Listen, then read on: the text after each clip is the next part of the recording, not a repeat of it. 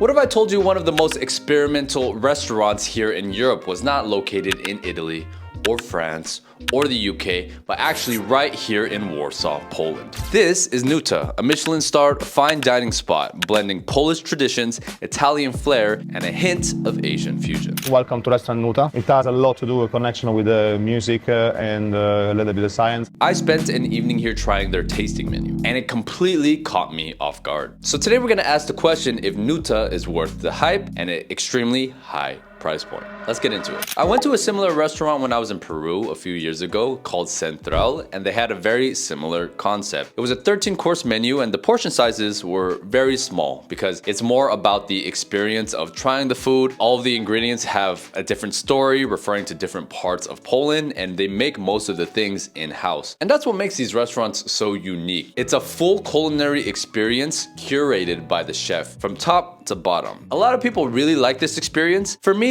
I'm kind of like on the fence because these restaurants are cool, but the point of me going to a restaurant is to eat and be satisfied with the food, right? And I find that in a lot of these tasting menus, I'm always hungry by the end of it. It's more for the culinary experience. If you're into that, I guess I can understand that part of it. NUTA is a concept with roots in both tradition and innovation. The restaurant opened in late 2022, and within a year, just 13 months, they earned their first Michelin star, which is almost unheard of. The star of the show is Chef Andrea Camastra, born in Puglia, Italia, but this is not Camastra's first successful restaurant. He previously ran the restaurant Senses, which was the first Michelin star restaurant here in Warsaw. But with NUTA, he's leveled up, bringing Polish heritage, his Italian roots, and a little twist of Asian fusion into his food. So I said to myself, why don't we do something different? Let's take a little risk. Let's just try to take this Polish cuisine and make it a fusion with some Italian, my heritage, and a bit of Asian, which I really like in terms of when I eat home. I really like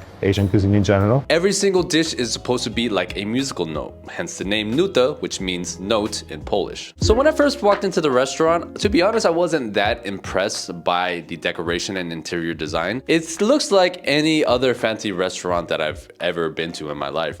There's the sign, baby. Hello. Hello. Ooh. We are cooking Polish cuisine. They have these musical notes in the corner of the restaurant, which I thought were cool. You have an open kitchen design where everybody can see what's going on. I think I saw no less than 20 people in that kitchen. Running a production like that must be insane, so props to the chef for that. We actually got the best table in the house because we were seated right next to the kitchen, and because of that, the chef actually was listening to a lot of the stuff that we were recording. He actively came and explained the dishes to us. He was very involved. This is a beetroot with goat cheese and caviar on top. Herring, he said, with chicken skin on top and everything. And we're supposed to eat this first. Yep. And then the cocktail, and then this. A lot of these restaurants, they rely too much on caviar. I think I could get a bit lazy. Nothing is very strong flavor. Yes, everything. You have 13 courses. I also liked how the waiters were extremely knowledgeable about all of the dishes. All of the dishes came with a long background. Waiters also did a very good job of constantly cleaning the crumbs from the table, making sure my water was refilled, always exchanging the cutlery when it was needed. They did it in a way where I barely noticed that they were there, which is how you know that they did a good job. Are you the chef? Okay. Yes, sir. Nice to meet you. I'm doing well, sir. Famous, yo. And after that, we made ice cream out of it. Okay. And Ice cream. Yes. I love this presentation. My God. That beetroot, for some reason, just tastes so good. The way how they do the fish is some kind of brine. The beetroot does have like an extra citrus boost. And then Ooh. you can feel the dill coming really directly to your sensation from the actual horseradish. Deconstructed Polish version of focaccia, a primitive pizza. It's all freshly made in the kitchen by chef. Oh my God, bro. There are hundreds of Michelin star restaurants all around the world. If you're planning on traveling soon, it's important that you have great luggage, which is why I'm excited to talk about my favorite luggage brand, Level 8. Level 8 has tons of amazing options with beautiful colors and designs. I personally got the Free Loop carry-on in green, and I have to say that it is the most beautiful luggage I've ever laid my eyes on. I really love the vintage design. The color really stands out, and I've gotten so many compliments because of this luggage. And if you look at the build, everything is extremely high quality, from the clip design instead of a zipper, Velcro strap design instead of having clips. If you're looking for a more practical luggage, they have the Roadrunner, which is the second option that I was thinking about. I really like that it had the laptop case in front of it. It's made with strong materials, has 360 wheels, and more importantly, wide handles. All products come with a lifetime warranty, so you'd never have to worry about anything breaking, and they have free shipping to US, Europe, and Canada. So if you're interested in improving your luggage game, I'm gonna leave a link to the website in the pinned comment and the description. Use code Where'sWes at checkout to get an additional 10% off your luggage. Trust me, when you buy level 8 luggage, people are going to notice you. So you have two main menu options. You have the Virtuoso option, which is a shorter tasting menu, and you have the Maestro, which is the full tasting menu of 13 courses. You can also get some alcoholic pairings with them if you like. I personally don't drink that much alcohol, but my friend and I, we decided on getting a couple of wine pairings with our meal. So this is a sour butter. Yep. And this one is made with like a sausage that's special here to Poland. Yep. But on Zanderfish as a carpaccio, just gently blowtorch on top of it. Okay. Okay. And then I've got also a little cannon made of like a slightly pickled young cabbage and Polish black caviar. It's a 5-star Siberian. Okay. Plus, Chef William is finishing the dish for you. Thank you. So I'm still trying to understand why people love this Michelin star experience so much. A lot of these like high-end restaurants and experiences seems like a lot of fluff and BS just so people can feel like they're experiencing luxury. My friend particularly really likes eating at Michelin star restaurants, so for him it's definitely worth the money. So this is a pasta with a bouncy texture.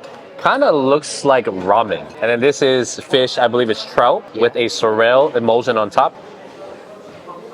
Like the freshness of celery. Almost. Yes. This was more of a leafy, sour taste. Yeah. If you guys are enjoying this video, please feel free to subscribe and consider liking the video. It really helps the channel out a lot. It's like a beef tuna combination, and the broth at the bottom is actually primarily a tuna stock reduction, he said. Mom tried this by itself. I normally don't eat beef like that, so to me, Why? that's really good. The taste is growing on me. I think it tastes really, really good. Like you said, it's subtle, but you don't taste any of the meatiness of the gameness. It's a really good mix. We also had this like little pastry that was beetroot with some cheese in the beginning that was very, very good. And I thought they made this cocktail for, I think, the second or the third dish, which had a little bit of alcohol, but not enough where it was extremely bitter. It was just enough to have like a nice balanced taste. So this is a fish, and then this, I forgot, it's like a salad. Kind of looks like a guacamole, but it's like... So it's a cabbage gazpacho. They even got the flowers on top, and they got some Yeah. caviar there too.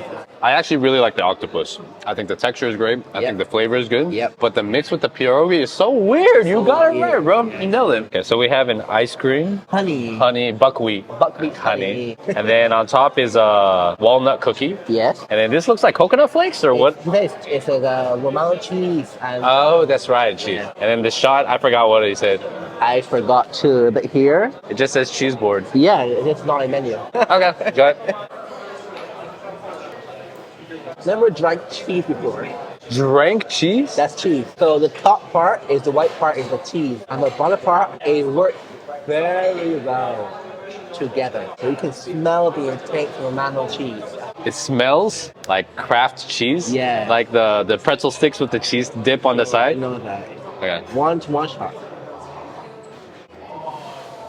Wow, that's really, really good. It's like a juice, cheese foam on the top, because the cheese only really adds the flavor and the aftertaste. Yeah. But the drink itself doesn't fully taste like. And it's very subtle flavor. It is a very subtle flavor. Yeah, that creativity is probably like a 10. So on a scale of 1 to 10, for the presentation of the dishes, I think they did quite a good job. I would give that probably like a 7.5 to an 8. As far as the creativity for the dishes, I actually give that a 9. Quality of the food within the universe of 1-star Michelin, I would say 6. Creativity, maybe 8.5. I would say presentation was fine, maybe a 5. The interior design and decoration is probably around a 6. And I would say the service and the attentiveness was around an 8. As far as the quality and the taste of the food, I would give that probably a 6.5 to maybe a 7. So overall, in my opinion, I think this restaurant is a 7. If you're here in Poland and you want to experience what eating at a Michelin star restaurant is like, I think it could be worth it if you're celebrating like an anniversary or something special, I can understand why people would enjoy that. I personally enjoy food just from the taste aspect. Like the whole entire bells and whistles and the service, all that stuff doesn't really matter that much to me. It's hard for me to justify and recommend this to other people. So would you guys pay 200 euros per person for a Michelin star dinner? Let me know what you guys think of this content, and I will see you on the next one.